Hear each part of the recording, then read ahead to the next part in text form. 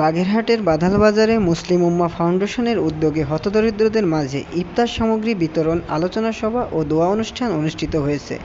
বিস্তারিত থাকছে বাগেরহাট থেকে আমাদের প্রতিনিধি রাসেল শেখের পাঠানো প্রতিবেদনে।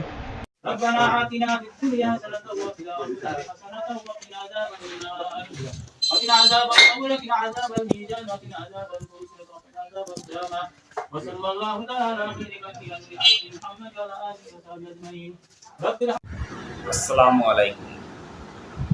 মুসলিম উম্মাহ ফাউন্ডেশন একটি অরাজনৈতিক এবং স্বেচ্ছাসেবক সংগঠন। এই সংগঠনের মূল স্লোগানই হলো আত্মতুষ্টি এবং আল্লাহর সন্তুষ্টির জন্য মানবতার সেবায় সর্বদা নিয়োজিত। আলহামদুলিল্লাহ, আমরা এই মুসলিম উম্মাহ ফাউন্ডেশনের পক্ষ থেকে আল্লাহর রহমতে এবং আপনাদের সহযোগিতায়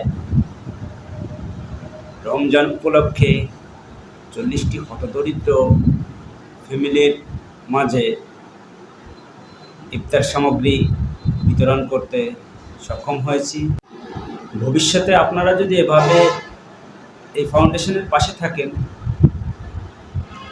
গরিব দুঃখীর সেবায় এই ফাউন্ডেশন সর্বদা নিয়োজিত থাকবে ইনশাআল্লাহ।